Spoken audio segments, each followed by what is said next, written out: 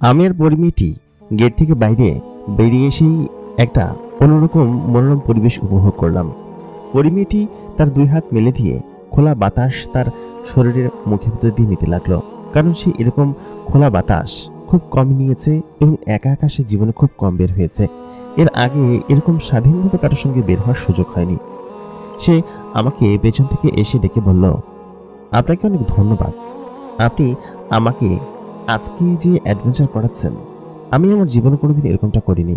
আমাকে কখনো একা একা ঘর থেকে বের হতে দেওয়া হয়নি, কারণ আমাকে সবসময় নিরাপত্তার ভিতরেই অথবা কারোর সঙ্গে বের হতে হয়েছে। তবে আজকে আমি যে নিজের মতো করে ঘুরতে পারছি, এটা আমার কাছে বেশ ভালো লাগছে। তোমাকে অনেক ধন্যবাদ, তুমি আমার বেশ বড় উপকার করেছ। আমি বললাম, আচ্ছা সমস্যা নেই, আপনি চলুন, আপনাকে আজকে শহর দেখাবো এবং সেই সাথে আমি নিজেও শহর ঘুরে দেখব, কারণ এই শহর তো আমি চিনি না, আর জেনেদের শহর কিরকম হয় তাও তো আমি জানি না। তারপর পরিমেয়টি আমার পাশ দিয়ে আস্তে আস্তে হাঁটতে লাগলো। একটু একটু করে আমরা প্রাসাদের সামনে থেকে মুঘল যে বড় বাজার, সেই বাজারের কাছাকাছি পৌঁছে গেলাম। বাজারটা ছিল বিশাল এবং রাত্রেবেলা এই বাজার জমে ওঠে অন্যরকম ভাবে। দিনের বেলা কেমন হয় তা জানি না, তবে এই রাত্রেবেলা আমার কাছে বাজারটাকে লাগছে এক অন্যরকম বাজার।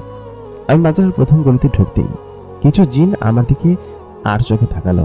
আমি সঙ্গে সঙ্গেই আমার মাথার যে ঘোমটাটা ছিল সেটা টেনে নিলাম, যাতে করে ওনারা বুঝতে না পারে যে আমি একজন মানুষ।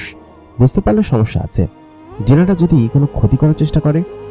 আমি পরিমেয়টিকে বললাম যে আপনিও মাথার ঘোমটাটা ভালোভাবে টেনে নিন, কারণ এখানকার জিনেরা আমার দিকে অদ্ভুতভাবে তাকাচ্ছে। তারা নিশ্চয়ই বুঝে গিয়েছে যে আমি মানুষ, আর যদি বুঝে যায় তাহলে এতক্ষণে চলে আসতে পারছে, হয়তো সন্দেহ করছে। এই জন্য আমি কাপড়টা টেনে নিয়েছি। তারপর পরিমেয়টাও তার মুখের নাকাবটা একটু উঠিয়ে নিল এবং আমি নিজেও আমার মাথার কাপড়টা একটু সামনে টেনে নিলাম। এখানে জিনেরা মানুষের রূপ ধরে ঘোরাফেরা করে, হয়তো এই জন্যই তারা এখন পর্যন্ত আমাকে সন্দেহ করেনি যে আমি হয়তো মানুষের রূপ ধরে এখান দিয়ে ঘোরাফেরা করছি। খানিক্ষণ বাদে আমি আমার মুখে তো নাকাব টানা, শুধুমাত্র চোখ দেখা যাচ্ছে, আর মাথায় ঘোমটা দেওয়া এক প্রকার গামছা জাতীয় জামা পরা এবং আমার হাতে গায়ে সব গোলাতে জামা পরা। আমি সেটা পরে ব্যাগটা নিয়ে বেরিয়েছি, আর পরিমেয়টা আমার পাশে। সে আমার হাত ধরে আছে, কারণ আমি তাকে বলেছি যে ঘটনার সত্যতা প্রমাণে যেন কেউ যদি জিজ্ঞেস করে তাহলে বলবে তুমি আমার স্ত্রী। সেটা ভালো হবে, কারণ তখন ধরা খাবো না যদি ধরা পড়ে। তাছাড়া পুরো বলার প্রয়োজন নেই, কারণ হচ্ছে এমনটা বলার জন্য আমি দুঃখিত, তবে এটা করতে হবে। তারপর সেই পরিমেয়টি আমার পাশ দিয়ে আসছিল। আমি একটা দোকানের সামনে দাঁড়ালাম, খেয়াল করলাম দোকানের ভিতরে বেশ কিছু মাথা রাখা, অনেক পশুর মাথা। মাথার খুলিগুলো এদিকে তাকিয়ে আছে। শরীরগুলো কি করা হয়েছে জানি না, তবে মাথাগুলো দেখে প্রথম আমার কেমন যেন ভয় লাগলো। আমি তখন বললাম, এই মাথাগুলো কত দাম? তেনারা উত্তর দিলেন যে এগুলো আপনি কিনবেন, এগুলোর অনেক দাম আছে। আপনাকে দেখে মনে হচ্ছে বৈদেশিক বণিক, কোথেকে আসছেন? আমি তখন ইশারা দিয়ে দেখালাম এদিকে। ওনারা তখন বললেন যে আপনারা বিবি সাহেব সাথে করে নিয়ে এসেছেন? আমি বললাম হ্যাঁ। তখন পরিমেয়টি আমার হাত ধরে ফেললো এবং ধরে আমার পাশে দাঁড়িয়ে আছে। তারপর বললেন যে আচ্ছা আচ্ছা ঠিক আছে, তবে এটার দাম এত পড়বে, আপনি কি সেটা বের করে দিতে পারবেন? আমি বললাম এখন না, আমি যাওয়ার সময় নিয়ে যাব, আমার গাড়িওয়াল যারা আছে ওদেরকে পাঠিয়ে দিব। লোকটি বললেন, এটা কি আলাদা করে রাখবো? আমি বললাম আলাদা করার প্রয়োজন নেই, আমি আসছি একটু পরেই, সামনে থেকে ঘুরে আসছি, সামনে একটা কাজ আছে। তাই বলে সেই দোকানদার লোকটি খুশি হলো, কারণ তার এই জিনিসগুলো বোধহয় বিক্রি হচ্ছিল না, সে অনেকক্ষণ নিয়ে বসে আছে সেটাই মনে হচ্ছে। আমি এবং পরিমেয়টি সেখান থেকে বেরিয়ে আসলাম। পরিমেয়টি আমাকে দেখে হেসে বলল যে তুমি তো বেশ ভালোই দশাদশি করতে পারো এবং সেই সাথে কেনা বেচাও, তুমি কি করো? আমি বললাম কি যে আমি কি করি সেটা আপনি খুব ভালোভাবে জানেন ম্যাডাম, আমি একজন মুচি। পরিমেয়টা বললো, আচ্ছা আচ্ছা, আমি তো ভুলে গিয়েছিলাম, আসলে তোমার সাথে চলতে চলতে আমি তোমার পরিচয় ভুলে গিয়েছিলাম। পরিমেয়টি এবং আমি বাজারের একটু ভেতরে গেলাম, দেখলাম একটা জায়গায় গোল করে অনুষ্ঠান হচ্ছে, সেখানে সে যাবে বলে জেদ ধরলো। আমি বললাম এত মানুষের ভিড়ে যাওয়া লাগবে না, সবাই তো জিন, মানুষ তো শুধুমাত্র আমি একা। তারপর আমি সে জিনদের ভিড়ের ভিতরে গিয়ে একটা জায়গায় দাঁড়ালাম। পরিমেয়টিকে এই জিন সেই জিন ধাক্কা দিচ্ছিল। সে যে একটা মেয়ে সেটা বোঝা যাচ্ছিল না বাইরে তার আউটফিট দেখে, বা সে কাপড় পরেছে সে কাপড় দেখে, কারণ আমার একটা কাপড় তাকে আমি খুলে দিয়েছি এবং সে সেটা পরে আছে। সে শুরুতে মেয়েদের কাপড় পরে এসেছিল, সেটা দেখলেই অত্যাধিক খারাপ যেসব জেনেরা আছে সেসব জিন ওকে হয়তো খারাপ কোনো কিছু করার চেষ্টা করবে, যেমনটা ভিড়ের মধ্যে করে থাকে। তবুও সে টুকটাক ধাক্কা খাচ্ছিল। সেই মুহূর্তে আমি তাকে আমার সামনে দাঁড় করাই। আমি তার পেছনে দাঁড়িয়ে 2 হাত দিয়ে তাকে আমার খুব কাছাকাছি আমি ধরে রাখি এবং 2 হাত দিয়ে বেষ্টনী দিয়ে রাখি, যাতে করে পাশের জিনাটা তাকে ধাক্কা না দিতে পারে। সেই মুহূর্তে একটা রোমান্টিক পরিবেশ সৃষ্টি হয় সেখানে। মেয়েটি প্রায় আমার কোলের ভিতরেই চলে এসেছে এবং আমি পেছন থেকে তাকে 2 হাত দিয়ে জড়িয়ে ধরে রেখেছি। ঠিক এরকম সে সামনের সেই খেলাটা বেশ উপভোগ করছে। সে নাকি তার এরকম খেলা জীবনে কখনো দেখেনি। একটা জিন, একটা বানর এবং একটা কুকুরকে নিয়ে খেলা করছে। বানরটা দৌড়াচ্ছে এবং কুকুরটা তার পেছন পেছন দৌড়াচ্ছে এবং ধরতে গেলে এই বানরটা লাফ দিয়ে উপরে উঠে যাচ্ছে একটা গাছের উপর, সেটা দেখাচ্ছে এবং সবাই হেসে বেরিয়ে যাচ্ছে। সেই সঙ্গে একটা বিড়ালও আছে। আসলে এখানে এই সমস্ত খেলা যেসব বানর, কুকুর এবং বিড়াল দেখাচ্ছে, এরাও আদতে জিন এবং এরা তাদের রূপ ধারণ করেছে। সেটা কিভাবে বুঝলাম? যখন এরকম খেলা চলছিল, রাজকুমারী বেশ আনন্দ অনুভব করছিল এবং সে আচমকা একজনের ধাক্কা আমার হাতে যখন লাগে, সে পুরোপুরিভাবে আমার কোলের ভিতরে চলে আসে এবং আমার পেছন থেকে তাকে বাধ্য হয়ে জড়িয়ে ধরতে হয়, কারণ না হলে তাকে হয়তো অনেকে চাপাচাপি করে তার গায়ের উপরে উঠে আসবে। আমি সকলকে সাবধান করি যে এরকমভাবে গায়ে উঠে আসবেন না। মেয়েটি তখন পেছন দিকে আমার দিকে তাকায় এবং এক দৃষ্টিতে আমার দিকে তাকিয়ে রয়েছে। আমি তাকে শক্ত করে জড়িয়ে ধরে রেখেছি এবং সকলে ধাক্কাধাক্কি করছে। মেয়েটি তখন আমাকে সেরকমভাবেই জড়িয়ে ধরে থাকতে অনুমতি দিল, কারণ হচ্ছে সেখানে সে আমার এই শরীরটাই বা আমার কোলটাকেই একদম সেফ অনুভব করছে। বেশ খানিক্ষণ পর খেলা শেষ হলো। শেষ হওয়ার পর দেখলাম সেই সকল কুকুর, জিন এবং বিড়াল সকলে জিন হয়ে গেল এবং একটা জিনে পরিণত হলো। তার মানে এরা সত্যিকারের কুকুর বিড়াল ছিল না। তারপর আমরা সেখান থেকে বেরিয়ে আসলাম। পরিবারটি বেশ খানিকটা লজ্জা পেয়েছে, কারণ আমি তাকে যেরকমভাবে জড়িয়ে ধরেছি, এরকমটা শুধুমাত্র কারণ হাজব্যান্ড বা বয়ফ্রেন্ডই জড়িয়ে ধরতে পারে। তারপর সে বাইরে এসে আমাদেরকে বেশ খানিক্ষণ কথা বলল না। আমি নিজে কথা বলিনি। বেশ খানিক্ষণ সামনের জন্য এগোলাম। বাজারের চারপাশটা বেশ ভালোভাবে ঘুরলাম। একটা জায়গায় দেখলাম একটা দোকানে কোনো একটা পোড়ানো হচ্ছে। জিনিসটা কি জানি না, তবে দেখতে অনেকটা বাদাম এবং ভুট্টার মতো। ভুট্টার মতো একটা জিনিস আটকে আছে এবং দেখতে অনেকটা বাদামের মতো, এবং সেরকম নাকি জিনিসটা খেতে হয়। আমি পরিমেটাকে বললাম, আর তুমি কোথায় যাচ্ছ? সে আচমকা দৌড় মারলো। দৌড় মেরে সেই দোকানটার সামনে গেল, গিয়ে বলল যে এই জিনিসটা ছোটবেলায় আমি অনেক খেয়েছি। আমার আব্বাজানের সাথে যখন আমি বের হতাম, এখন তো আর তার সঙ্গে বের হওয়া হয় না, আর এখন বাজারেও কোনো একটা আসা হয় না। এটা আমি ছোটবেলায় অনেক খেয়েছি, এখন আমি খাবো, তুমি আমাকে খাওয়াবা? আমি তখন বললাম যে হ্যাঁ, তুমি নাও, সমস্যা নেই, আমি তোমাকে খাবো, অবশ্যই খাওয়াবো, নাও। তারপর সে সেই জিনিসটার সামনে গিয়ে দাঁড়ালো এবং সেখানে একটা বৃদ্ধ জিন লোক রয়েছে। বৃদ্ধ জিন লোকটাকে দেখে পরিমেটা সঙ্গে সঙ্গে চিনে ফেললো, কারণ এই লোকটার কাছ থেকেই সে ছোটবেলায় এই জিনিসগুলো খেত। আমি একজন মানুষ হয়ে তার কাছে গিয়ে তার উদ্বেগ দেখে আশ্চর্য হয়ে যাচ্ছিলাম। ছোটবেলায় আমরাও এরকম আইসক্রিম, তারপর পাপড়, এগুলো খাওয়ার জন্য কত কি করেছি, কিন্তু এখানে যে সেরকমটা আছে সেটা আমি আসলে বুঝতে পারছিলাম না। তখন পরিমেটি সেই জিন লোকটাকে বলতে লাগলো, আঙ্কেল, আপনি আমাকে চিনতে পেরেছেন?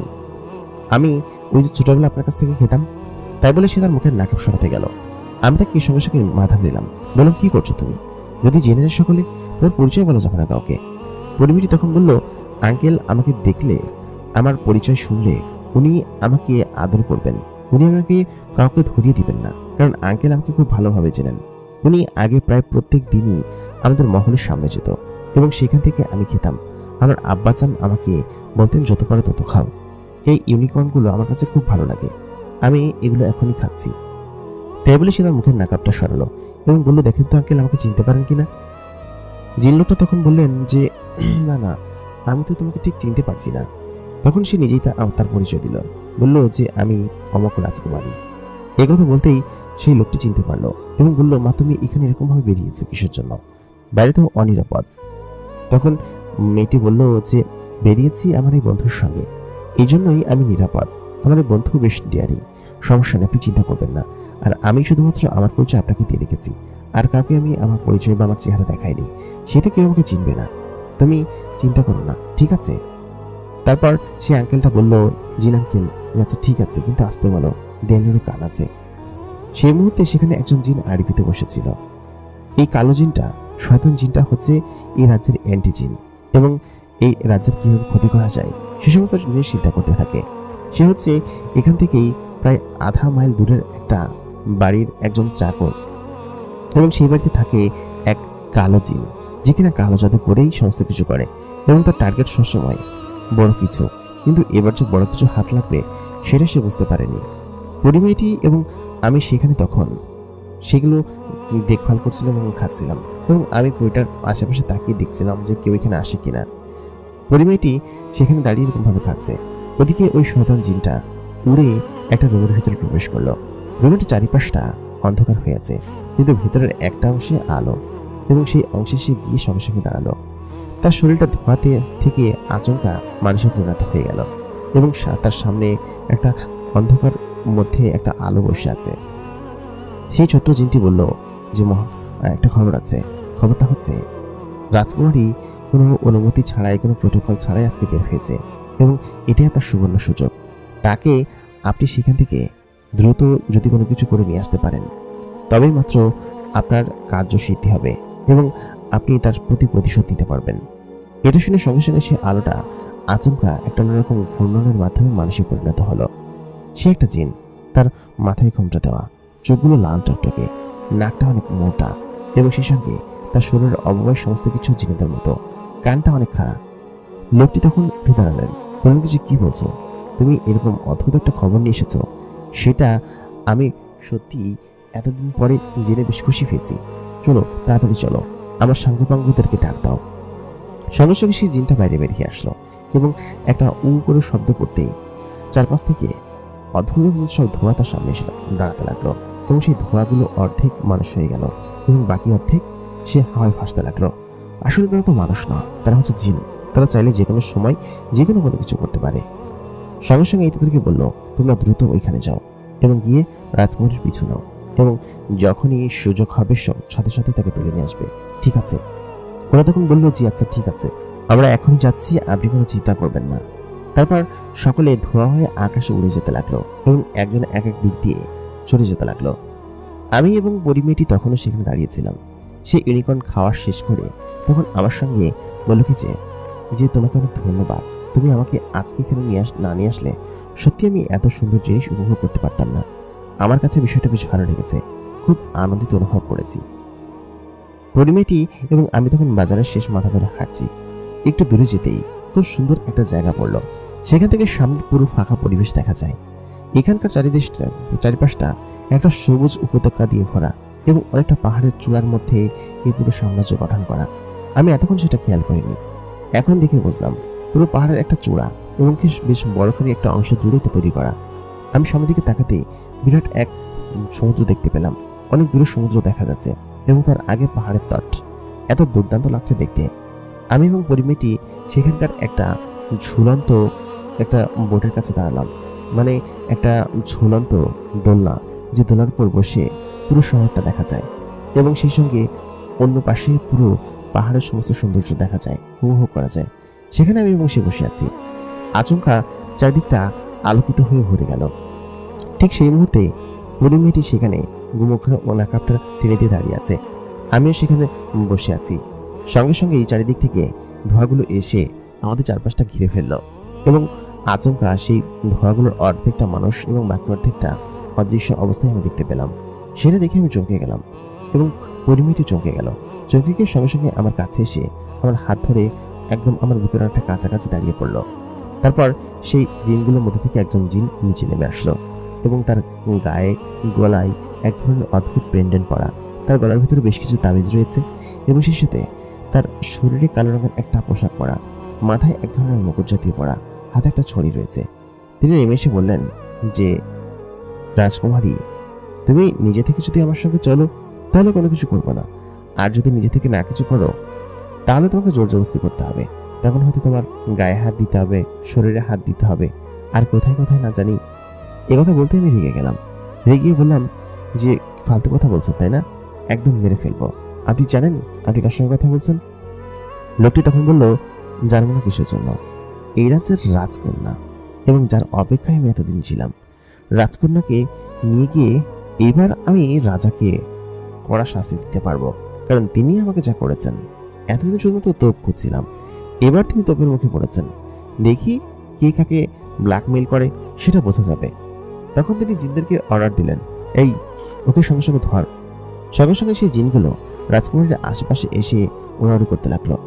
প্রথম প্রথম আমি আমার পকেটে থাকা সেই খুঁড়টা, যেটা আমি সবসময় রাখি, কারণ হচ্ছে আমি একজন মুচি, আমার কাছে ধারালো অস্ত্র সবসময় থাকে, আমি সেটাকে বের করে একটা জিনের উপর দাঁড়াম করে আঘাত করে বসলাম। আঘাত করতে সেই জিনটা একটা অদ্ভুত শব্দ করে উড়ে দক্ষিণ দিকে চলে গেল এবং বাকি জিনগুলো তখন সাবধান হয়ে সেখানে দাঁড়িয়ে পড়লো।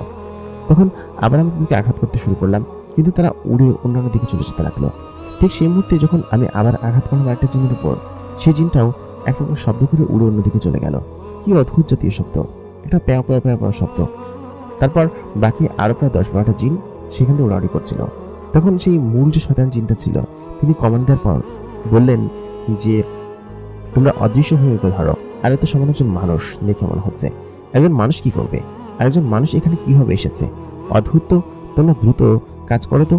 সঙ্গে সঙ্গে সেই জিনগুলো চারিদিক থেকে অদৃশ্য হয়ে ঘুরে রাজকুমারীর হাত ধরে ফেলল। আমি সেই জিনগুলোকে দেখতে পাচ্ছিলাম না, কারণ তারা ছিল অদৃশ্য, তাদেরকে দেখার কোনো উপায় নেই। এবং সেই জিনটা সেই পরিমেয়টাকে সেখান থেকে উড়িয়ে উপরে নিয়ে গেল। আমি পরিমেয়টাকে শক্ত করে জড়িয়ে ধরে রেখেছিলাম এবং তার হাত কোনোভাবেই ছাড়বো না, এরকম একটা অবস্থা। কিন্তু জিনগুলো আমাকে তার থেকে আলাদা করে ফেলে এবং ছুঁড়ে অনেকটা দূরে ফেলে দেয়। আমার সেই অস্ত্র দিয়ে কাজ হচ্ছিল না, কারণ তখন তাদেরকে দেখা যাচ্ছিল না। ঠিক সেই মুহূর্তে সেখানে এক অদ্ভুত কাণ্ড ঘটে। এক অদ্ভুতভাবে চারিদিকে আলোকিত বয়ে গিয়ে সেই জিনিসগুলোকে, মানে সেই জিনগুলো পরিমেয়টাকে এখান থেকে নিয়ে অদৃশ্য হয়ে যায়। আমি সেখানে দাঁড়িয়ে চিৎকার চেঁচামেচি করতে শুরু করি, কারণ পরিমেয়টা আমার সঙ্গে এসেছে, ও আমার জিম্মেদারি, এবং আমার জিম্মেদারিতেই ওকে মূলত হচ্ছে আমার কাজ করতে হবে এবং সমস্ত কিছু ওকেই আমাকে দেখিয়ে দিতে হবে। আশ্চর্যজনকভাবে আমি এগুলো দেখে সত্যি অবাক হচ্ছিলাম, কারণ জিনেরা এরকম খারাপ হয় সেটা আমার জানা ছিল না। সেখানে আমি আশেপাশে চিৎকার চেঁচামেচি করছিলাম। আশ্চর্যজনকভাবে সেই সময় পাশ দিয়ে যাচ্ছিল একটা ছেলে। ছেলেটা অনেকটা আমার বয়সী, আমার থেকে একটু ছোট হবে। সেই ছেলেটা আমাকে দেখে কাছে এগিয়ে আসে। সেটা একটা জিন ছেলে, এই অঞ্চলেরই একটা গরিব জিন ছেলে। আমি সেখানে বসে এক প্রকার বিলাপি করছিলাম। ঠিক সেই মুহূর্তে সেই ছেলেটি বলল যে, আপনার কি হয়েছে? আপনি কালকের সেই ভাই না, যিনি আমাকে সাহায্য করেছিলেন? আমি তাকে দেখে চমকে গেলাম, কারণ এ হচ্ছে কালকের একটা জিন ছেলে, যাকে কিনা আমি কালকে হেল্প করেছিলাম। আমি পরিমেয়টাকে বারবার নিষেধ করেছিলাম যে নাটক করার দরকার নেই, চারিপাশে অনেক শত্রু আপনার দিকে তাকিয়ে আছে, কিন্তু সে আমার কথা শোনেনি। আমি তখন সেই জিন ছেলেটার কাছে এসে বললাম যে এরকম এরকম অবস্থা, এই জিন ছেলেটাকে কালকে আমি সাহায্য করেছিলাম। ছেলেটি একটা বিপদে পড়েছিল, তাকে কিছু অর্থ সহায়তা করেছিলাম এবং সেই সঙ্গে কয়েকজন খারাপ জিনেদের হাত থেকে বাঁচিয়েছিলাম, মানে তারা ওকে উত্ত্যক্ত করছিল। আমি সেখানে এসে তাদেরকে উত্ত্যক্তের হাত থেকে বাঁচাই এবং তাকে কিছু অর্থ সাহায্য করি। ছেলেটি বেশ দরিদ্র একটা ছেলে। আমি তখন বললাম, এরকম এরকম কয়েকটা জিন আমার বান্ধবীকে তুলে নিয়ে গিয়েছে এবং সে আমার খুব ভালো একজন বান্ধবী, তাকে না ফেরত নিয়ে যেতে পারলে সত্যি আমার কপালে শনি আছে, আমাকে খুব দ্রুত তাকে ফেরত নিয়ে আসতে হবে। তাকে কারাজন তুলে নিয়ে গিয়েছে, একদল জিন এসেছিল। তখন আমি সেই জিনটার বর্ণনা দিলাম, যে জিনটাকে দেখেছি। ছেলেটি তখন শুনে বলল কি যে, আরে এই শয়তান জিনটাকে তো আমি মেরেই ফেলবো। ও শুধুমাত্র মানুষের ক্ষতি করে, ও তো কালো জাদু করে, ও আমাদের মহল্লায় থাকে, আমাদের মহল্লার কেউ ওকে দেখতে পারে না, এবং মহল্লার শেষ মাথার একটা ঘরেই ও থাকে। সম্ভবত এখন ঘরেই আছে। যদি ঘরে থাকে তাহলে আমরা খুব দ্রুত ওকে উদ্ধার করতে পারবো। আর আমরা কি রাজরক্ষীকে খবর করব? আমি বললাম যে একদমই না, রাজরক্ষীকে খবর করলে ওনারা প্রথমে আমাকে অ্যারেস্ট করবে, এবং আমি যে রাজকুমারীকে নিয়ে এসেছি সেই জন্য আগে আমি চেষ্টা করব, তারপর সেটাতে যদি না হয় তারপর আমি বাধ্য হয়ে সেটাই করতে হবে। আর ও মহারাজকে নিশ্চয়ই ব্ল্যাকমেল করবে এটার জন্য। তখন সেই জিন ছেলেটা বলল, হ্যাঁ তা তো করবেই, তবে আমাদেরকে খুব শীঘ্রই সেখানে যাওয়া উচিত। যদিও তিনি এখন ঘরে আছে বলে আমার মনে হয় না, কারণ এই কালা জাদুর একটা আস্তানা আছে, সেই আস্তানাটা কোথায় আছে সেটা আমি চিনি। আমাকে চলো, আমি সেখানে নিয়ে যাচ্ছি তোমাকে। আমি তখন দ্রুত সেখান থেকে উঠলাম, উঠে সে জিন ছেলেটার পাশ দিয়ে যেতে শুরু করলাম। আমি জিন ছেলেটার পেছন পেছন যাচ্ছিলাম। সে উঁচু নিচু একটা রাস্তা দিয়ে আমাকে নিয়ে গেল এবং খুব দ্রুত গতিতে আমি সেদিকে যাচ্ছিলাম। বেশ খানিকটা রাস্তা পেরোনোর পর আমি একটা ছোট্ট অন্ধকার শহরের কাছে এসে দাঁড়ালাম। অনেকটা পথ পেরিয়েছি এবং সেই অন্ধকার পথটা এমনটা যে শহর থেকে খানিকটা দূরের একটা গ্রাম। সেই গ্রামে কোনো ইলেকট্রিসিটি নেই, কোনো কিছু নেই। রাত্রির জ্যোৎস্নার আলোতে গ্রামের অনেকটা স্পষ্ট দেখা যাচ্ছে। চারিদিকে তখন মেঘ ভেসে আছে। সে আমাকে এই গ্রামের শেষ মাথার একটা ঘরের কাছে নিয়ে গেল। ঘরটা বেশ অন্ধকার এবং চারিদিকে তখন চিটচিটে অন্ধকার হয়ে আছে। অন্যান্য ঘরে টুকটাক আলো জ্বললেও এই ঘরে চিটচিটে অন্ধকার হয়ে আছে। আমি তখন সেই ঘরের ভিতরে ঢুকলাম। ঘরের ভিতরে উপরে গিয়ে খেয়াল করলাম কিছু একটা আমার দিকে তাকিয়ে আমাকে লক্ষ্য করছে এবং কিছুক্ষণ পরে আমি যখন বুঝতে পারলাম সেটা ছিল একটা সাপ এবং সাপটা আমার দিকে তাকিয়ে আছে। তার মানে এই ঘরের সামনের দিক থেকে কোনোভাবে যাওয়া যাবে না এবং সামনে বেশ খানিকটা বেষ্টনী দিয়ে রেখেছে এই শয়তান কালোতান্ত্রিক, এই শয়তান জিনটা। তখন আমি এবং ও বেরিয়ে আসলাম। ও তখন আমাকে টেনে নিয়ে বেরিয়ে এসে বললো, কি করছো তুমি? এই দিকে গেলে সত্যি সত্যি আমাদেরকে অনেক বিপদের সম্মুখীন হতে হবে। ওই শয়তান লোকটা কি সাধারণ কোনো কিছু দিয়ে রেখেছে এখানে? আমাদেরকে আগে দেখতে হবে যে লোকটি ঘরের ভিতরে আছে কিনা। আমি কয়েকবার দেখেছি উল্লুক দিয়ে যে লোকটি একটা আলো হয়ে ঘরের ভিতরে বসে থাকে আর বাকিটা অন্ধকার। লোকটির ঘর কেমন কেউ আজ পর্যন্ত দেখেনি। আমাকে পেছন দিয়ে যেতে হবে। তাই বলে আমি এবং সেই জিন ছেলেটি পেছন দিয়ে ঘরের পেছনে গিয়ে জানলার ফাঁকা দিয়ে সামনে দেখতে লাগলাম। আমি খেয়াল করলাম সেখানে কেউই নেই। পুরো ঘরটা এক প্রকার অন্যরকম স্বেচ্ছাতে অন্ধকার হয়ে আছে। অন্ধকার মানে এখানে কেউই নেই। যদি আলো থাকতো তার মানে বোঝা যেত জিন লোকটা এখানে বসে আছে। তার মানে সে অন্য কোথাও আছে এবং কোথায় গিয়েছে সেটা অবশ্যই জিন ছেলেটি খুব ভালোভাবে জানে, সেটাই আমাকে জানালো। আমি বললাম, তুমিও তো কিছু কিভাবে জানো? তখন জিন ছেলেটি বলল যে আমি এই আশপাশ দিয়ে ঘোরাফেরা করি। একদিন জঙ্গলে যাওয়ার সময় ওই লোকের আস্তানা বা ডেরা আমি দেখে ফেলেছিলাম। সে ডেরাই ও নিয়ে গিয়েছে নিশ্চয়ই, এবং সেখানে নিয়েই নিশ্চয়ই ও কোনো কিছু করবে রাজকন্যার সাথে। আমাকে খুব শীঘ্রই সেখানে যেতে হবে। আমি সেটা তাকে বলতেই সে বলল, সেখানে রাস্তাটা অনেক দুর্গম, আপনি সত্যি যেতে পারবেন না। আর আমি তো একজন জিন, আমি চাইলে সেখানে খুব সহজে উড়ে বা হেঁটে যেতে পারবো, কিন্তু আপনাকে আমি কিভাবে নিয়ে যাব? আমি বললাম, হেঁটে হলেও আমি সেখানে যাব, দ্রুত আমি আপনার সঙ্গে যাব, তাড়াতাড়ি চলো তো, তুমি আমাকে নিয়ে চলো। জিন ছেলেটা আমাকে বললো, আচ্ছা ঠিক আছে, আপনার যেরকম ইচ্ছা, তবে এখান থেকে আমাকে কয়েকটা জিনিস নিতে হবে। এই জিনিসগুলো আমাদেরকে পাহাড়ি রাস্তায় সুরক্ষা দিবে এবং ওদের যে শয়তান জিন আছে সেসব জিনদের থেকে সুরক্ষা দিবে। তখন আমি বললাম, কি জিনিস সেটা? ছেলেটা বললো, আপনি চুপ করে থাকেন, আমি ঘরের ভিতরে যাবো আর আসবো। তাই বলে আমার চোখের সামনে ছেলেটি ধোয়া হয়ে গেল, ধোয়া হয়ে জানলা দিয়ে প্রবেশ করলো এবং প্রবেশ করে ঘরের ভিতরে যেয়ে আলমারির উপর থেকে দুটো তাবিজ জাতীয় কোনো কিছু আমার কাছে নিয়ে আসলো এবং এনে বলল, এই নিন, এই তাবিজটা পরে নিন, এটা হচ্ছে সুরক্ষা কবচ। ওদের যেসব চেলা আছে সেসব চেলারা এই সমস্ত তাবিজ পরে থাকেন এবং ওর যে চেলা এটাই নির্দেশ করে যে ও আপনার হয়ে কাজ করে, মানে আপনি ওর একজন সৈন্য, এটাই সেই সৈন্য ব্যাচ নির্দেশক। আমি বললাম, আচ্ছা বুঝতে পেরেছি। তারপর আমি সেই জিনিসটা গলায় পরে নিলাম। এই জিনিসটা গলায় পড়লে অন্যান্য জিনেরা মনে করবে যে আমি তারই সৈন্য এবং তাদের দলেরই অংশ। সে কারণে সে আমাকে এই জিনিসটা পরালো। খানিকটা দূরে গিয়ে একটা কালি জাতীয় কিছু একটা নিয়ে আমার মুখে মাখিয়ে দিল। বলল কি যে এই জিনিসটা তোমাকে মানুষের গন্ধ থেকে দূরে রাখবে এবং তুমি জিনিসটাকে পুরো শরীরে মাখিয়ে নাও, কারণ তোমার শরীরে মানুষের একটা গন্ধ আছে। সেই গন্ধটা যদি ওরা টের পায় তাহলে সত্যি সত্যি তোমার অবস্থা খারাপ হয়ে যাবে এবং তোমাকে ওরা মেরে ফেলবে। তখন আমি বললাম, আচ্ছা ঠিক আছে। জিনিসটা আমি গায়ের অনেক অংশে মাখিয়ে নিলাম এবং চেহারাতেও মাখিয়ে নিলাম। জিনটা বলল, হ্যাঁ সত্যি, এবার তোমার গায়ের গন্ধ পাওয়া যাচ্ছে না, আমি বুঝতে পেরেছি, চলো। আর আমাদেরকে একদম ওর চেনা চেনা মনে হচ্ছে, আমাদেরকে শীঘ্রই সেখানে পৌঁছাতে হবে, তাড়াতাড়ি চলো। তাই বলে জিন ছেলেটা আমাকে তার পেছন পেছন আসতে বলল। আমি তার পেছন পেছন যাচ্ছিলাম। সে তো উড়তে পারে এবং উড়ে বা হেঁটে হেঁটে আস্তে আস্তে যাচ্ছিল। খানিকটা রাস্তা পাওয়ার পরে আমার শরীর একদম হাঁপ লেগে আসলো।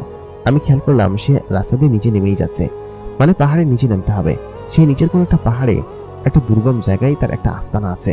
সে আস্তানার ভিতরে সেই পরিমেয়টাকে ও আটকে রেখেছে এবং নির্ঘাত কোনো খারাপ কোনো কিছু করছে নাকি ওর সঙ্গে, সেটাই আমার চিন্তা হওয়ার বিষয়। যদি খারাপ কোনো কিছু করে তাহলে সত্যি আমি নিজেকে ক্ষমা করতে পারবো না। আমি তখন তার সঙ্গে সঙ্গে সেদিক দিয়ে যেতে শুরু করলাম এবং অনেকটা দুর্গম পথ, অনেকটা কাঁচা পথ। সেই পথ দিয়ে যে আমি সামনের দিকে যাব, আমার পা পিছলে যাচ্ছিল এবং আমি বারবার পড়ে যাচ্ছিলাম। জিন ছেলেটা বলল যে আপনি এর আগে কখনো পাহাড় বাননি? আমি তখন বললাম, না, আগে তো কখনো পাহাড় বেয়ে নিচের দিকে যাইনি, কিন্তু আপনি এই কথা কেন জিজ্ঞেস করছেন? জিন ছেলেটা বলল, আমাকে তো কিন্তু একদম আরো অনেক নিচে যেতে হবে। ওই নিচের যে পাহাড় দেখছেন ওইখানে যেতে হবে। যদি এখানে না থাকে তাহলে আমাদেরকে আরেকটু সামনে যেতে হবে। ওর আস্তানা তো শেষ নেই, যাওয়ার পথে অনেক বিপদ হতে পারে, সামনে বিপদের রাস্তা আসছে। আমি এবং সে নিচের দিকে নামতে শুরু করলাম। অনেকটা পথ সেই অন্ধকার পথে নামার পর সামনে একটা বিশাল নদী এসে পড়লো। জিন ছেলেটি বলল, আমাদেরকে এই নদী পার হয়ে সামনের দিকে যেতে হবে। আমি বললাম, এই নদী পার হবে কিভাবে? জিন ছেলেটি বললো, কেন, আপনি সাঁতরে পার হবেন, আর নদী বেশি গভীর না, আপনার বুক সমান পানি হবে, আপনি যদি যেতে পারেন তাহলে সমস্যা হবে না। আমি বললাম যে আমি কি এর মধ্যে দিয়ে কিভাবে যাব, আর আমার গায়ে যেসব মাখিয়েছে সেসব মুছে যাবে না? জিন ছেলেটি বললো, তাও সঠিক বলেছেন, কি করা যায় সেটাই ভাবতে হবে। আচ্ছা ঠিক আছে, আপনি একটু অপেক্ষা করুন, দেখি কোনো কিছু করা যায় কিনা। তাই বলে জিন ছেলেটি দূরে একটা বিশাল গুড়ি দেখতে পেল। নদীটা খুব বেশি বড় না, একদম ছোট্ট একটা খালের মতো, তবে বেশ খানিকটা স্রোত আছে। জিন ছেলেটি দূরের সেই গুড়িটা আমার কাছে নিয়ে আসলো, একদম তুলে সেই নদীর উপরে রাখলো, রেখে বললো, আচ্ছা ঠিক আছে, এর উপর দিয়ে হেঁটে আসুন। এটা তো পারবেন? আমি বললাম, জি পারবো। তাই বলে সে আমার এক হাত ধরলো এবং আমি তার উপর দিয়ে হাঁটতে শুরু করলাম, এবং হাঁটতে হাঁটতে নদীটা প্রায় পার হয়ে গেলাম। আমি তো ভেবেছিলাম যে নদীর ভিতরে একদম পড়ে যাব, পড়ে গিয়ে একদম গোল্লা মারা খাবো। তারপর আমি তার ভেতর দিয়ে সামনের দিকে এগিয়ে গেলাম। সামনে যেতেই খেয়াল করলাম বিশাল বড় জঙ্গল আবার শুরু হয়েছে, এবং সেই জঙ্গলের ভেতর দিয়ে একটু এগিয়ে যেতেই একটা জিনেদের গ্রাম আছে।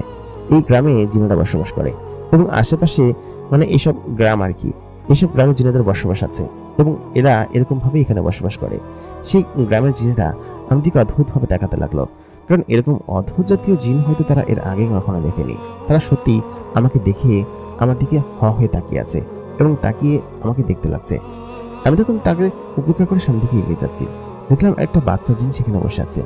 জিন ছেলেটা এত ছোট, তবুও সে এত দ্রুত গতিতে দৌড়াচ্ছে এবং এবং এত দ্রুত গতিতে সে যাচ্ছে, সেটা দেখেই সত্যি আমি এখন অবাক হয়েছি এবং তাকিয়ে।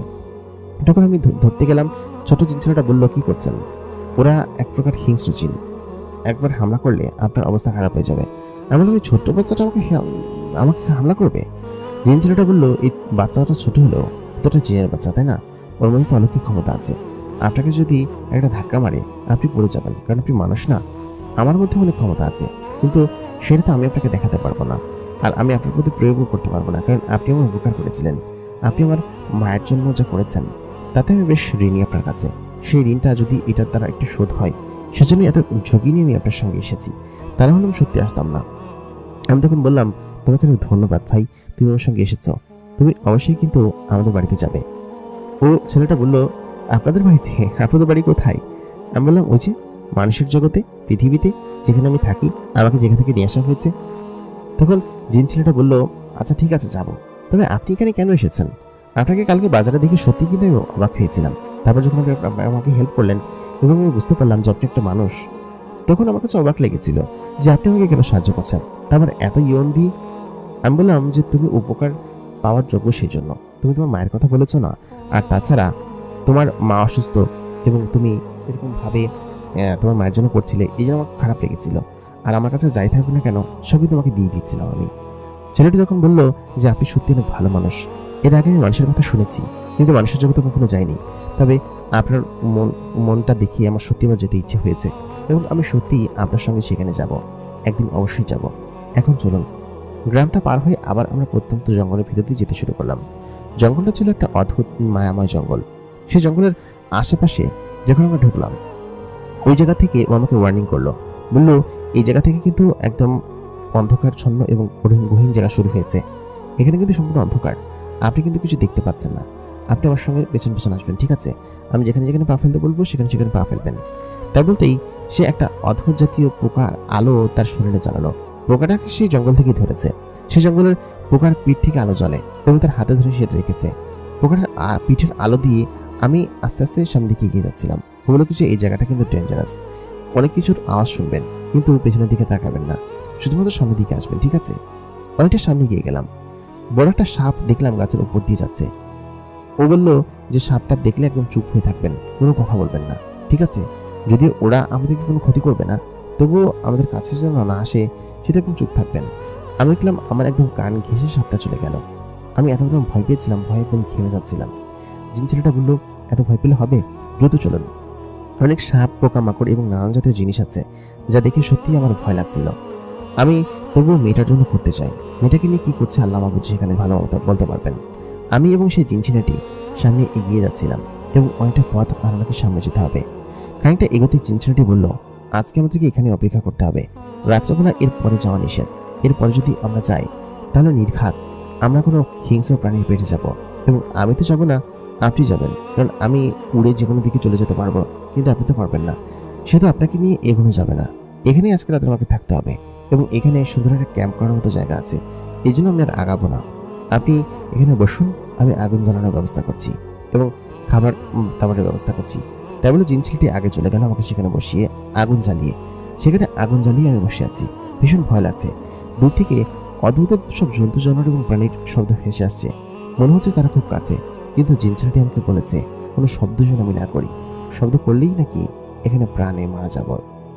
ওদিকে পরিমেয়টিকে সেই খারাপ এবং দুষ্ট জিন একটা পাহাড়ি উপত্যকার ঘরের ভিতরে নিয়ে এসে রেখেছে। ঘরটা বিশাল এবং তার চারিদিকে ছোট ছোট অনেক জিনের চেলারা বসে আছে এবং তারা বাইরে বসে গল্প করছে, কেউ আগুনে পুড়িয়ে খাবার খাচ্ছে, কেউ মজা করছে। ঘরের ভিতরে পরিমেয়টিকে একটি রুমের ভিতরে আটকে রাখা হয়েছে। পরিমেয়টি সেখানে বেশ অদ্ভুতভাবে বসে আছে এবং কান্নাকাটি করছে, কারণ তার বাড়ির কথা খুব মনে পড়ছে। কেন যে সে বাইরে বেরিয়েছিল আর কেন যে সে তার পরিচয় দিয়েছিল, এই কারণে হয়তো এমনটা হয়েছে। বেশ খানিক্ষণ পর দরজাটা আচমকা দাম করে খুলে গেল। খুলে যেতেই পরিমেয়টি তখন আচমকা কেঁদে উঠে বলল, আমাকে বাড়ি যেতে দিন, আমি এখানে থাকবো না, আমাকে বাড়ি যেতে দিন। তখন সেই জিন লোকটি বলে উঠল, হ্যাঁ মামনি, তোমাকে তো বাড়ি যেতে দিবই। আগে আমার কার্যসিদ্ধি হোক, তারপরে তোমাকে বাড়ি যেতে দিব। আগে তোমার বাবার কাছে সন্দেশটা পাঠাই, পাঠানোর পর সে কি রিয়াকশন দেয় সেটা জানতে হবে না? তোমার বাবা এর আগে আমার সঙ্গে যা করেছে তার প্রতিশোধ আমি নিবই, এবং সেই সঙ্গে তার প্রতিদান আমি নিয়ে ছাড়বো, এবং তোমাকে আমি বিয়ে করবো সুন্দরী। তোমার বাবার অনুমতি সাপেক্ষে আমি বিয়ে করব, এবং পুরো রাজ্য তখন আমার দখলে হবে। সবকিছু আমি নিয়ে নিব, তুমি চিন্তা করো না। তাই বলে সে পরিমেয়টির কাছে এগিয়ে গেল, এগিয়ে গিয়ে তার শরীরে হাত দেওয়ার চেষ্টা করলো। কিন্তু সে তখন তাকে সরিয়ে দিয়ে বলল, তোর এসব উদ্দেশ্য কখনোই সাধন হবে না, তুই কখনোই এমনটা করতে পারবি না, কারণ শয়তানের সঙ্গে সবসময় খারাপ জিনিস হয় এবং তোর সঙ্গেও হবে। তুই একটা আস্ত শয়তান।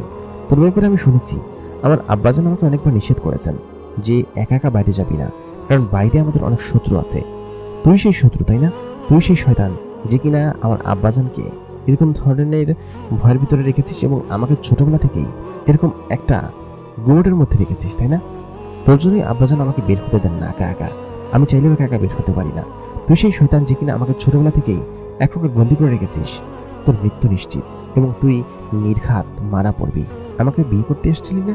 আমাকে বিয়ে করা তো দূরের কথা, তুই আমার কিছু করতে পারবি না এবং তুই মারা পড়বি। শয়তান সেই জিন লোকটা তখন হাহা করে হেসে উঠল, হেসে উঠে বলল কি যে, আহারে মামনি, কি একটা কথা। তাই বলে সে কাছে এসে পরিমেয়টিকে জড়িয়ে ধরতে চাইল এবং একটা জড়িয়ে ধরল এবং তাকে জোর করে চুমু খেতে চাইল। কিন্তু পরিমেয়টি তাকে একটা থাপ্পড় দিয়ে একটা লাথি মেরে সেখান থেকে ফেলে দিল। ফেলে দেওয়ার সঙ্গে সঙ্গে এসে উঠে বলল, তোর এত বড় সাহস! সঙ্গে সঙ্গে একটা জিন পেছন থেকে এসে বলল যে, সর্দার, আমাদেরকে আরো অ্যালার্ট থাকতে হবে, আর সকলের খাবার ব্যবস্থা করা হয়েছে, আপনি দ্রুত বাইরে আসুন, একজন বৈঠকের জন্য এসেছে। জিনটা দক্ষিণের আপনার সেই দূত, দ্রুত আপনাকে আসতে হবে। তখন সর্দার বললেন যে, এখনের মতো বেঁচে গেলি, পরে দেখবো তোকে। তাই বলে সে দরজা তালা দিয়ে সেখান থেকে বেরিয়ে আসলো। বেরিয়ে এসে বাইরে এসে দেখলো কি যে দক্ষিণ সাইডের একজন সেনা তার কাছে দেখা করতে এসেছে। সেনা বলতে এটা হচ্ছে উত্তরের এক রাজার সেনা। এর সেনা সমস্ত জায়গায় আছে, এমনকি মূল ভবনেও আছে। মূল ভবনের কি পরিবেশ সেটা জানতে হলে অবশ্যই এই সেনাকে ওদিকে পাঠাতে হবে এবং ওদিকে সেনাটাও এসে এখানে বলবে। ওদিকের একটা খবর সে সেনা নিয়ে এসেছে। সে বলে, কি খবর নিয়ে এসেছ? তখন জিনার সেই সর্দার বললেন যে, আমি তোমার খবর শুনে বেশ খুশি পেয়েছি। আসলে জিনটা একটা গুপ্ত খবর নিয়ে এসেছে, সেটা সে জিনটা শুনলো এবং যে সেনাটা এসেছিল সে যখন উড়ে চলে গেল এখান থেকে। তখন জিন সর্দার বললেন যে, আমি বেশ খুশি পেয়েছি, কারণ হচ্ছে এরকম খবর শোনার জন্য অপেক্ষা করছিলাম। এখন দেখি রাজকুমারীর প্রাসাদ থেকে কি খবর আসে। ওখান থেকে দূত এসলে আমাকে খুব দ্রুত খবর দিবে, ঠিক আছে? আমি রুমের ভিতরে যাচ্ছি, আর ওকে কিছু খাবার দিও। মেয়েটি এমন জোরে লাথি মেরেছে যে ব্যথা পেয়েছে এই জিন লোকটি। সে পাশে সরে গেল এবং তার নিজের কক্ষে গিয়ে আবার ধ্যানমগ্ন অবস্থায় বসে পড়ল। কারণ হচ্ছে মেয়েটিকে সে ভোগ করতে চায়, সেটা আজকে হোক কালকে হোক করে ছাড়বে। আর আজকে পূর্ণিমা তিথি নয়, আজকে হচ্ছে অমাবস্যা। কালকে থেকে সূর্য এবং চাঁদ একসঙ্গে উঠবে এবং সেটাই হচ্ছে ওর জন্য উপকারী একটা রাত হবে। আর কোনোভাবে যদি ওই সন্দেশা মূল মহারাজ পর্যন্ত পাঠানো যায় এবং পাঠিয়ে তার ফিরতি জবাব যদি পাওয়া যায়, যদি পজিটিভ হয় তাহলে তো ভালো, আর যদি নেগেটিভ হয় তাহলে সে তার কার্যসিদ্ধি করে ফেলবে। সে সিদ্ধান্ত নিয়েছে, যদি মহারাজ তার উদ্দেশ্য এবং সমস্ত কিছু না শোনেন, তবে সে তাকে ব্ল্যাকমেল করবেন এবং তার পরিমেয়কে বিয়ে করবে এবং বিয়ে করে ওই পুরো সাম্রাজ্য হরপানোর চেষ্টা করবে। বিয়ে করবে কিভাবে? এর সিদ্ধান্ত এবং পরিবর্তন সমস্ত কিছু এমনভাবে নিয়েছে যে যদি মহারাজ রাজি না হয় তাহলে এই জিন মেয়েটির সঙ্গে জোর করে মিলন করবে এবং মিলনের মাধ্যমে তার বীজ জিন মেয়েটির পেটের ভিতরে দিবে এবং বাধ্য হয়ে সে মেয়েটিকে ছেড়ে দিবে এবং ছেড়ে দেওয়ার পর তখন সে বলবে যে তার বিষ মেয়েটির পেটের ভিতরে দেওয়া হয়েছে এবং এখন থেকে এই মেয়েটি তার উত্তরাধিকারী, কারণ হচ্ছে এই শয়তান জিনের বাচ্চা ওই পরিমেটির পেটে তখন থাকবে এবং মহারাজের বাধ্য হয়ে তাকে বিয়ে দিতে হবে ওই লোকটির সঙ্গে, কারণ এখন থেকে 8-9 মাস পরে তো অবশ্যই মেয়েটি প্রেগনেন্ট হবে এবং তার পেটে বাচ্চা থাকবে, মেয়েটি হয়তো বুঝতে পারবে না এবং তখনই ওই জিন শয়তানটি গিয়ে বলবে যেটা তো আমার বাচ্চা এবং সমস্ত প্রমাণ রেখেই সে এমনটা করবে, যার কারণে সে এমনটা করেছে এবং সে সেটা মনে করে হাসতে শুরু করলো। ওদিকে পরিমেটি তখন সেখানে বসে কান্না করছে, কারণ সে কি একটা বিপদে ফেসে গেল, এরকম বিপদের মধ্যে সে পড়েছে, অথচ মুচি ছেলেটি কোথায়? যদি সে তাকে হেল্প না করে তাহলে হয়তো সেখান থেকে বের হতে পারবে না, আর তার প্রাসাদের কেউ হয়তো বিষয়টা জানে না। প্রাসাদের অনেকে কি জেনেছে এখন পর্যন্ত? সকাল হয়নি তখনও, সকাল হলেই হয়তো বিষয়টা তারা জানতে পারবে এবং জানতে পারলেই কেবলমাত্র উদ্ধার কার্যের জন্য আসবে। কিন্তু এই গহীন জঙ্গলের এরকম খারাপ জায়গায় কোনো সৈন্য আসতে পারবে কিনা তার জানা নেই, কারণ এই শয়তানের অনেকগুলো জিন আশপাশ দিয়ে এমনভাবে ছড়িয়ে ছিটিয়ে আছে যে জিনগুলো হয়তো এখানে আসতে বাধা প্রদান করবে এবং তার বাবার জিনগুলো এখান পর্যন্ত পৌঁছাতে পারবে কিনা সেটা নিয়ে সে শঙ্কিত এবং সে তখন মন খারাপ করে কাঁদতে কাঁদতে সেখানেই ঘুমিয়ে পড়লো। কখন সে নিজেও বলতে পারবে না। আমি তখন সেখানে বসে আছি, বসে জিন ছেলেটার অপেক্ষা করছি। জিন ছেলেটা কোথায় কি করছে আমি কিছুই জানি না। বেশ খানিকক্ষণ সেখানে প্রায় ভয়ে ভয়ে বসে থাকার পর জিন ছেলেটা কাঁধে করে একটা হরিণ শিকার করে নিয়ে আসলো। ছোট্ট একটা হরিণ, হরিণটার ঘাড়ের কাছে বেশ খানিকটা ক্ষত চিহ্ন রয়েছে, তার মানে এদিক দিয়ে এই কামটা সেরেছে। আমি তখন বললাম, কি জিন ভাই তুমি হরিণটা এরকম ভাবে? ও বললো, ওকে আগে পেট বাঁচাতে হবে নাকি এর প্রাণটা বলো তো? আগে তো পেট বাঁচানো দরকার। তাই বলে আমার সামনে এসে হরিণটাকে একদম ছুলে ধুয়ে একদম কুটে ফেললো, তারপর একটা শিকের মধ্যে ঢুকিয়ে সে সোজা আগুনের ভিতর দিয়ে শিখতে দিল। আমি বললাম, পুরো লবণ মরিচ ছাড়াই এরকম? লোকটি বলল, লবণ মরিচ? কিসের লবণ মরিচ? আমি তো এভাবেই খেয়ে থাকি, আর জিনেরা এরকম ভাবেই খায়, আর আমরা তো লবণ খাই না, জানো না তুমি সেটা? আমি বললাম যে না আমি তো জানি না, তবে ঝাল আর লবণ না হলে আমি খাবো কিভাবে? ছেলেটি তখন বললো, আচ্ছা ঠিক আছে, দাঁড়াও তোমারগুলো তাহলে আমি সেটাই করে দিচ্ছি। সঙ্গে সঙ্গে সে উড়ে গিয়ে পাশে থাকা একটি উপত্যকা থেকে পানি নিয়ে আসলো। এটা নাকি সমুদ্রের সঙ্গে মিশ্রিত এবং সে সেই পানিটাকে ভালোভাবে সেই মাংসগুলো মিশিয়ে নিল পানির সঙ্গে এবং মিশিয়ে পাহাড়ি কিছু মরিচ আছে সেই মরিচগুলো সে তার সঙ্গে ডলে দিল। ডলে দিয়ে সে পোড়াতে শুরু করলো। তারপর বেশ খানিক্ষণ পর সেই জিনিসটা পুড়ে আসলো, বেশ ভালো একটা স্মেল এসেছে। ও তখন ওর যেটা ছিল সেটা খেতে লাগলো, আমিও আমার জিনিসটা খেতে লাগলাম। জিনিসটা খেতে একটু অদ্ভুত, তবুও আগের থেকে বেশ ভালো আমার দেখে মনে হচ্ছে, কারণ ওটা সম্পূর্ণ সিদ্ধ করা কাঁচা মাংস আর আমারটা তো একটু মরিচ এবং লবণও আছে। আমি তখন সেটা খেতে শুরু করলাম। স্বাদ অনেক বেশিতে ছিল এবং বেশ অদ্ভুত ছিল খেতে, তবুও শক্তি সঞ্চয় করার জন্য আমাকে সেটা খেতেই হবে। যাক, কষ্ট মষ্ট করে আমি সেগুলো খেয়ে ফেললাম। খেয়ে দিয়ে পাশে বসে আছি। আমি তখন বললাম, ভাই আমার খুব খারাপ লাগছে, আমার খুব ভয় লাগছে, এই মুহূর্তে আমি এখান থেকে কি যেতে পারবো?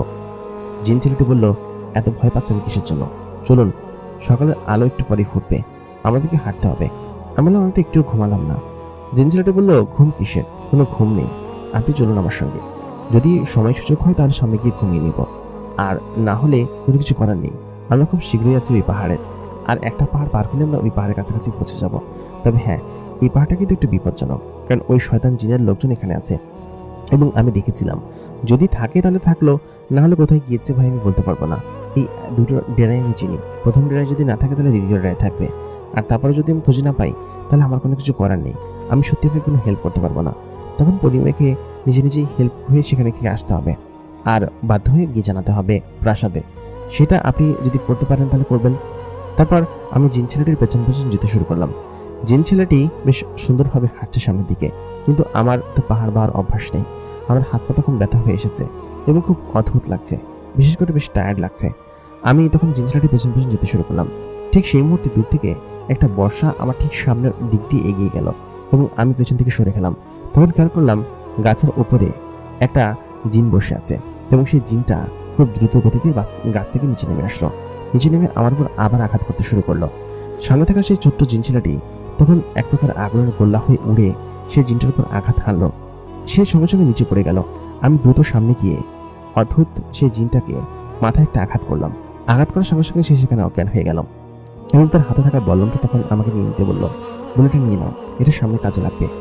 আমি তখন সামনে থেকে এগিয়ে যেতে শুরু করলাম। এখানে থাকা সমস্ত জিনেরা কি এরকম নাকি? অদ্ভুত তো। আমি তখন দেখলাম যে আমার সেই পেন্ডেন্টটা যেটা কিনা ওইখান থেকে নিয়েছিলাম সেটা একদম ভেতরে রয়েছে, এবং ওই ছেলেটার ওরকম ভেতরে রয়েছে, কারণ রাত্রে তখন শীত পড়েছিল। জিনিসটা ভেতরে ঢুকিয়ে রেখেছিলাম। সঙ্গে সঙ্গে জিনিসটা বের করলাম এবং বল্লমটা হাতে নিয়ে নিলাম। জিন ছেলেটাও একটা বল্লম হাতে নিয়ে নিল অন্য একটা জিনকে মেরে। মোট 2টা বল্লম আমাদের কাছে হয়ে গেল, এবং আমি এদের একটা অংশ হয়ে গেলাম সেটাই মনে হচ্ছিল। বেশ খানিকটা সামনে যেতেই খেয়াল করলাম 2টো জিন এগিয়ে আসলো। এগিয়ে এসে বলল কি যে, তোমরা এদিকে আসছো কিসের জন্য? তোমাদেরকে না সামনে পাহারা দিতে বলা হয়েছে। আমাদের মুখ তখন ঢাকা, ছোট ছেলেটার মুখ তখন ঢাকা, আর আমার শরীর থেকে মানুষের গন্ধ বের হচ্ছে না, কারণ আমি এসে কারেন্টে মেখে এসেছি। তখন সামনে সেই জিন দুটোকে আমরা বললাম যে আমাদেরকে মহারাজ ভেতরে ডেকেছেন, তোমরা পেছনে যাও, গিয়ে সেখানে পাহারা দাও, ঠিক আছে? ওরা বললো আচ্ছা ঠিক আছে, তাহলে যাও সামনের দিকে। আমাদের পেন্টেন্ট দেখে ওরা বুঝতে পেরেছে যে আমি ওই শয়তানের লোক, এবং ওরা যখন একটু সামনেই গেল সঙ্গে সঙ্গে পেছন থেকে ওদেরকে আঘাত করে ওদেরকেও একদম মাটিতে শুয়ে ফেললাম, এবং 4 জন জিনকে আমরা সেখানে কুপঘাত করে ফেললাম। আমাদেরকে আরেকটা ভেতরে যেতে হবে। আমি বেশ খুশি হয়েছি, বললাম 4 জন জিনকে মেরেছি। ওই জিন ছেলেটা বলল যে 4 জন জিনকে মেরাতে খুশি, ওইখানে না হলেও 100 জিন আছে যারা কিনা এই উপত্যকা পাহারা দেয় এবং আশেপাশে সমস্ত জিনিস দেখে। তুমি তো কিছুই জানো না। হে ভাই, তুমি সামনের দিকে চলো, তাহলে দেখতে পাবে। আমি এবং জিন ছেলেটি সামনের দিকে এগোতে শুরু করেছি, এবং অনেকটা সামনে যেতে খেয়াল করলাম বিশাল এক পাহাড়ের উপত্যকার উপর বেশ কয়েকটা ঘর রয়েছে, এবং তার চারপাশে আশেপাশে অনেক জিন ঘোরাফেরা করছে। এবং আমাদেরকে 4 জন জিন এসে বলল কি যে, তোমরা ওইখান থেকে কেন এদিকে এসেছো? তোমাদের ডিউটি তো ভিতরে না। ছোট ছেলেটি বলে উঠলো, আমাদেরকে ভিতরে যাওয়ার জন্য বলা হয়েছে, দ্রুত চলুন। তাই বলে সেই 4 জন জিন আমাদেরকে টেস্ট করার জন্য সামনে এগিয়ে আসলো। আমাদেরকে খুলে দেখবে সে। আমাদের পেন্ডেন্ট প্রথমে দেখলো। পেন্ডেন্ট দেখার পর তারা বুঝতে পারলো যে আমরা তাদের দলের অংশ, এবং এখানে আমরা ওই পাহারা দেওয়ার জন্য এসেছি। তারপর একটু ভেতরে যেতেই পেছন থেকে একজন জিন বলে উঠলো, এ দাঁড়াও তো। তাই বলেই সে আমার মুখের নাকাব সরাতে বললো নাকাব সরাও। আমি বললাম, কেন, নাকাব দিয়ে কি করবেন? তখন সেই জিন ছেলেটি বলে উঠলো যে, নাকাব সরাতে হবে কিসের জন্য? আমাদের চেহারা দেখানো নিষেধ আছে। ওই জিন 2 জন লোক বললো, কিসের নিষেধ দেখি, সরাও তো। সঙ্গে সঙ্গেই তারা সেটা টান দিয়ে ফেললো, এবং টান দিয়ে আমার মুখের সেই নাকাবটা সরিয়ে ফেললো, এবং সরিয়ে ফেলতেই মানুষের মতো সেই অবয়বটা তারা দেখে ফেললো। এবং সেই জিন লোকটি, যে কিনা বেশ চালাক ছিল, সে সঙ্গে সঙ্গে আমাকে দেখে বুঝে ফেললো যে আমি একটা জিন নাই, আমি একটা মানুষ। সঙ্গে সে আমাকে আক্রমণ করে বসলো, এবং জিন ছেলেটি তার আক্রমণ প্রতিরোধ করে আমাকে ধরে দক্ষিণ দিকে দৌড়াতে শুরু করলো। সমস্ত জিন আমাদের পেছনে লেগে আছে, এবং প্রায় 10-12টা জিন আমাদের পেছন আসছে। ওদেরকে যেভাবেই হোক ফাঁকি দিয়ে এখান থেকে যেতে হবে, আর অন্যান্য জিনেরা যদি টের পেয়ে যায় তাহলে অবশ্যই খুব খারাপ অবস্থান আছে, এবং এই খারাপ অবস্থানের মধ্যে দিয়ে যেভাবেই হোক আমাদেরকে বেরিয়ে সামনের দিকে যেতে হবে। জিনগুলো আমাদেরকে পেছন করছে।